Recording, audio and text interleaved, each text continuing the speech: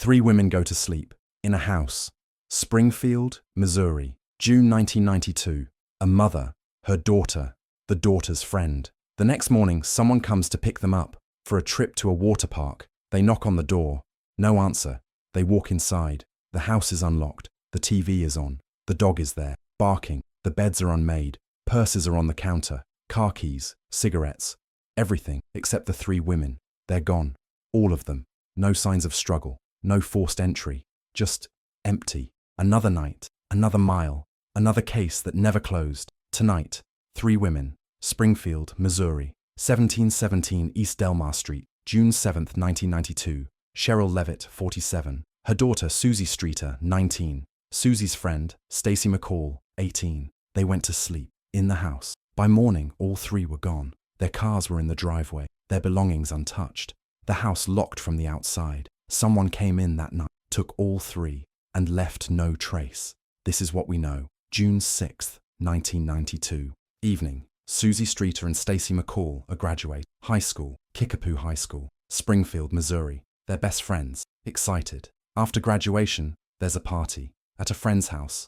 They go together. Around 11 p.m., they arrive at the party. It's crowded, lots of people celebrating. The original plan, Suzie and Stacy would spend the night there at the friend's house with other girls. But when they arrive, the house is packed. Too many people, not enough space. They decide to make other plans. Around 12:30 a.m., Suzie calls her mum, Sherrill Levitt. Sherrill is home, alone, at 1717 East Delmar, a small house, quiet neighborhood. Suzie asks if she and Stacy can come stay there for the night. Sherrill says yes, of course. Suzie and Stacy leave the party. Around 1:30 a.m., they drive to another friend's house, Janelle Kirby. They're planning a trip the next day. Branson, Missouri, Whitewater theme park. They want to confirm plans.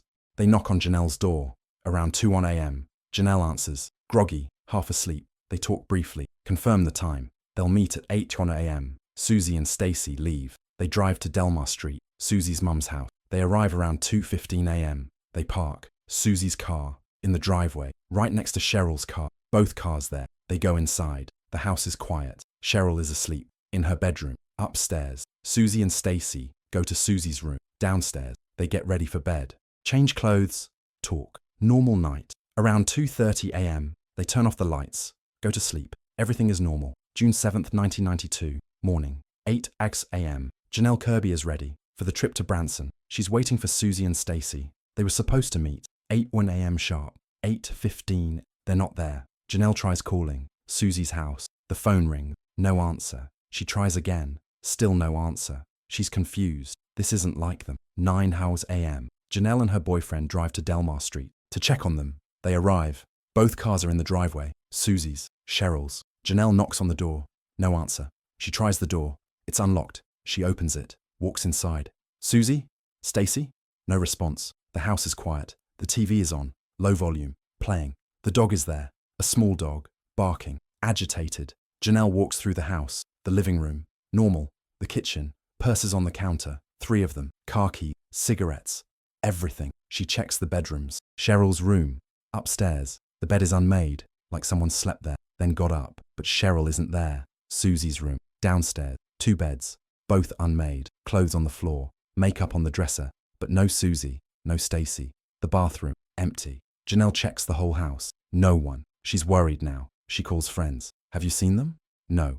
No one has. She calls the police. Around 10:30 a.m., Springfield police arrive. They walk through the house, looking for clues. Signs of what happened. They find something immediately. The front porch, the light fixture, glass globe, broken, shattered, glass on the porch, like someone hit it or knocked it down. Recently, they check the door. No signs of forced entry. The lock works. The door frame intact. Whoever came in either had a key, or it was unlocked, or someone opened it. They check the windows. All closed, locked from inside. No signs of break-in. They examine the bedrooms. All 3 beds unmade, like people slept there, then left quickly, or were taken. No signs of struggle. No overturned furniture. No blood. Nothing. They find the purses. On the kitchen counter, all 3. Wallets inside. Cash. Credit cards. IDs. Everything. The car keys, right next to the purses. Both cars in the driveway. Sherrill's car. Susie's car. Locked. Undisturbed. Investigators find something else on the answering machine. Messages, several, but the tape has been tampered with. Messages deleted or recorded over. Someone erased them. Who? Why? They interview Janelle. She tells them everything. The party, the plans, the phone call at 2 a.m. She also mentions something. When she first arrived at the house, around 9 a.m., she noticed the porch light broken. She cleaned it up, swept the glass, threw it away. Investigators are frustrated. That's evidence. Contaminated, but Janelle didn't know. She thought she was helping. Police interview neighbor. Did you see anything? Hear anything? Most were asleep, but one neighbor remembers something. Around 3 a.m., he heard a noise, like glass breaking. He didn't investigate, thought it was nothing, went back to sleep. Another neighbor saw something. Early morning, around 6 or 7 a.m., a van, white or light color, parked on the street, near the house. He didn't think much of it. It was gone by 8 a.m. Police searched the house, top to bottom, looking for anything. They find Sherrill's cigarettes on the counter. She was a heavy smoker. She wouldn't leave without them. They find Stacy's contact lenses on the dresser. She wore them daily, couldn't see without them. She wouldn't leave without them. They check phone record. The last call to the house, incoming, around 8 a.m. from Janelle. Before that, several calls, outgoing, from the house, around 2 to 3 a.m. to wrong numbers, random people. Who were these calls? Did someone dial by mistake? Or was someone testing the phone, seeing if anyone would answer? Police investigate Sherrill's life. She was a beautician, worked at a salon, single mother, divorced, no known enemies, no threats, but she dated. Recently, a few men, police interviewed, all have alibi, all cleared. They investigate Suzie and Stacy, both 18-19 years old, recent graduates, good students, no trouble, no enemies, no reason anyone would target them. Weeks pass. Massive searches, volunteers, police, FBI. They search parks, lakes, abandoned buildings, construction sites. Nothing. Not a trace of the 3 women. And this is where the story gets strange. 3 women, different ages, different lives, all taken at once. That's unusual. Most abductions are single victim. Easier, less risk. But 3? That's complicated. That's bold. And there's something else. The house was undisturbed. No signs of struggle. No overturned furniture. No broken items, except the porch light. If 3 women were taken, against their will, there would be a fight, a struggle, noise, something, but there's nothing. This suggests control, a weapon, a threat, something that made them comply. And the beds, all unmade, like they were sleeping, then suddenly removed. Did someone wake them?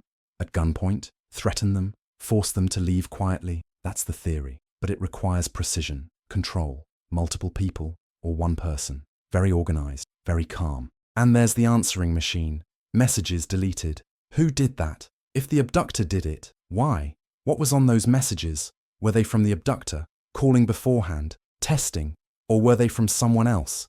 And the abductor erased them to hide evidence?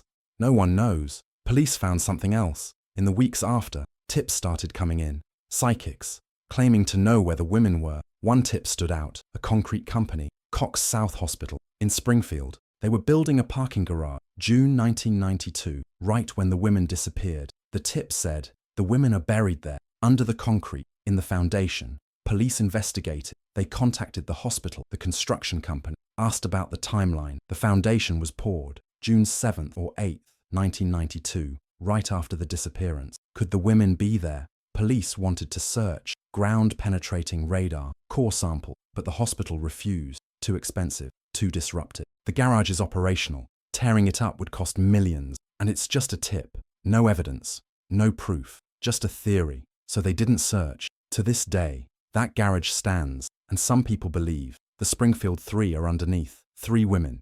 In a house. In a quiet neighborhood. Someone came in the night. Took all of them. Left no evidence. No witnesses. No trace. 34 years later, no one knows who, or why, or where they are. Theory 1. It was someone Sherrill knew. An ex-boyfriend, a client from the salon, someone with a grudge. He came to the house. Sherrill answered the door. He forced his way in, found the girls there too, decided to take all 3, to eliminate witnesses. This explains the lack of forced entry. Sherrill might have opened the door for someone she knew, but it doesn't explain the control. How did one person control 3 women, without a struggle, without noise? Theory 2. It was random. A predator, driving through the neighborhood, saw the house, saw the cars, knew women were inside, broke the porch light, created darkness, knocked on the door. When someone answered, he forced his way in. This explains the broken light, the element of surprise, but it doesn't explain the selection. Why that house? Why those women? Random predators don't usually take 3 victims. Theory 3. It was multiple perpetrators, 2 or more people, working together. This explains the control. Multiple attackers. Easier to manage 3 victims. 1 person watches, 1 person threatens. They force the women out, into a vehicle. The van's seen that more. This explains the lack of struggle, overwhelming force, but it doesn't explain who or why. Theory 4. Suzie or Stacy were the target, not Sherrill. Someone followed them from the party, or knew they'd be at the house, waited, came in, found 3 women instead of 2, took all of them. This explains the timing, right after they arrived. But it doesn't explain the motive. Who would target teenage girls? And why take the mother too? Theory 5. They're in the parking garage, buried under concrete. Someone working construction saw an opportunity, took them, killed them, buried them in the foundation. The next day, when the concrete was poured, this explains the lack of bodies, the lack of evidence. They're hidden, permanently, but it doesn't explain the abduction itself. Who took them? How did they get them there? And why has no one confessed? Every theory has a problem. Every explanation leaves questions. In the months after the women disappeared, Springfield was obsessed. Everyone knew. Everyone talked about it. The Springfield Three. That's what they called them. National media arrived. America's Most Wanted. Unsolved Mysteries. 2020. Tips flooded in. Thousands. From across the country. Possible sightings. Theories. Accusations. Police investigated everything. Every lead. Every tip. Nothing solid. In 1992, a man came forward. Robert Craig Cox. A convicted kidnapper. He was in Springfield. June 1992. He told police something. I know what happened to those women, but he wouldn't say more. He wanted a deal. Immunity. Police refused. Cox never talked. He's in prison now for other crime. He still won't talk. In 2007, a witness came forward, said they saw something. June 7th, 1992. Early morning, near the house. A suspicious vehicle, men loading something, into a van. Police investigate. The witness was unreliable. The tip went nowhere. In 2009, the case was featured on Disappeared. New attention, new tips. Investigators followed up. Same result, nothing. In 2012, on the 20th anniversary, a vigil in Springfield. Hundreds attended. The families, friends, community members. They lit candles, released balloons, prayed, but no answers came. In 2021, a new detective took over the case. He reviewed everything, all the evidence, all the tips.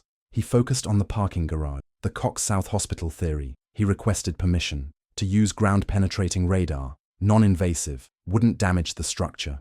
The hospital agreed to consider it. But as of 2026, no search has been conducted. The families have begged, pleaded, offered to pay, but bureaucracy, liability, red tape, the garage remains untouched.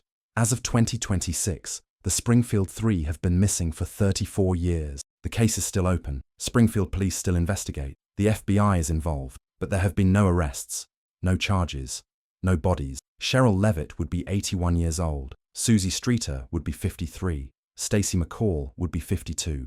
The house on Delmar Street, still there. Different owners now. They know the history. Everyone in Springfield knows. Some people drive by, slowly, looking, remembering. The families maintain hope. Stacy's mother, Janice McCall, still searching. She's in her 70s. She won't give up.